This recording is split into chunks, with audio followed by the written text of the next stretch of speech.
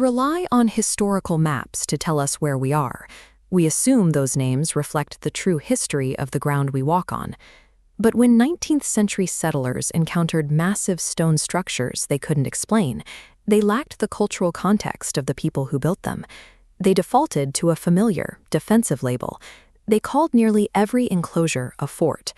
Labeling a ceremonial site as a military one changes everything. It dictates where archaeologists dig, how historians categorize artifacts, and which specific archival boxes a researcher pulls from the shelf. This spatial error happened at two iconic Tennessee sites, the prehistoric Old Stone Fort and the Civil War-era Fort Negley. Correcting these labels is the first step in locating the paper trails that lead back to erased Indigenous and Black family lines. A physical landscape is a primary archival document. If we misinterpret the site, the search for the people who lived there often starts in the wrong direction. This layout shows the Old Stone Fort in Tennessee. Notice the orientation of these parallel walls at the entrance. They do not face a strategic military approach. They align precisely with the summer solstice sunrise. The McFarland and Owl Hollow cultures built this site roughly 2,000 years ago. They moved thousands of tons of limestone over a construction period that lasted 5 centuries to create a celestial observatory.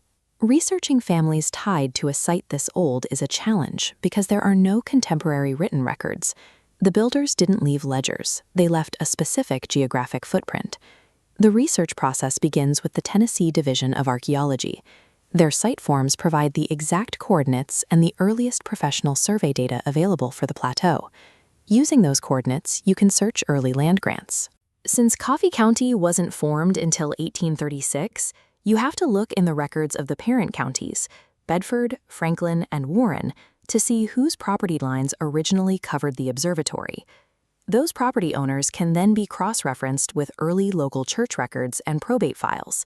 This places specific pioneer and indigenous families directly adjacent to the stone walls. The limestone walls have stayed in place for 2,000 years.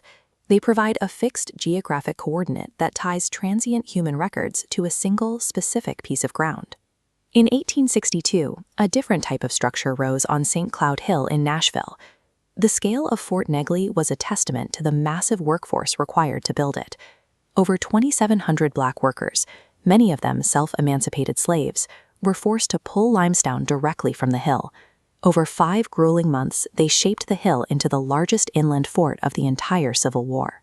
The contraband camp surrounding the fort eventually became the Bass Street neighborhood. It was the first free Black community established in Nashville after emancipation. In the 1950s, urban renewal and interstate construction cleared the Bass Street neighborhood. The homes and the community history were reduced to brick rubble. To find the names of the people who lived there, researchers go to the Tennessee State Library and Archives. Microfilm reels MF 1797 and MF 1910 contain the original employment and non-payment labor rules from the fort's construction.